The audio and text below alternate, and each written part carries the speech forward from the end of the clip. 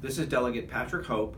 Welcome you back to our 7th week of legislative updates from Thomas Jefferson's Capitol in Richmond. Yesterday, the House approved its version of the budget. And I have to tell you, this was my most satisfying day of my entire legislative career. Included in the House budget was language to expand health care access and coverage to nearly 400,000 uninsured Virginians. This has been something that I have stood for from the very first day that I was sworn into office. The vote count was 68 to 32. All 49 Democrats stood together and voted in favor of the budget. To put it into perspective, only 19 Republicans out of 51, a minority of the party, voted for the budget because of the Medicaid expansion provision.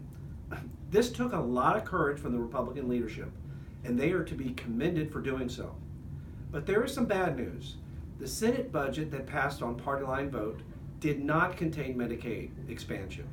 And because the Senate budget did not contain this expansion, it also didn't include funding for things like teacher raises, expanded mental health and substance abuse health care, more financial aid for college students. Instead, the Senate version is filled with painful cuts. The difference boiled down to the Medicaid expansion. That's because expanding Medicaid allowed the House to use an additional $420 million currently devoted to health care and spend it on other priorities. My friends, Medicaid expansion is a game changer. It's a game changer for the people that will now have health insurance, and it's a game changer for other priorities like better funding for K through 12, bad and needed raises for our teachers, funding for higher education, funding for roads, and taking a more comprehensive approach to funding those for physical and mental disabilities. And real briefly on funding for the Metro, there was no permanent funding plan contained in the House or Senate budget.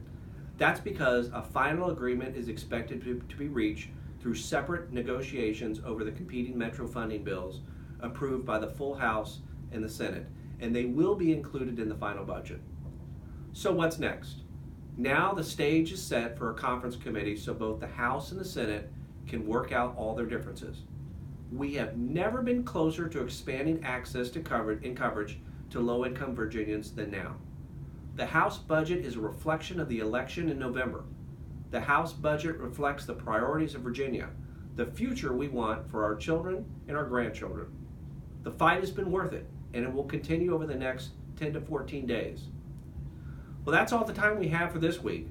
Please join me here next week as I update you on the progress we're making on the budget. And as a reminder, you can always contact my office at 804-698-1047 or email me at delhope, that's DELHOPE, at house.virginia.gov. Thanks for watching, and we'll see you back here next week.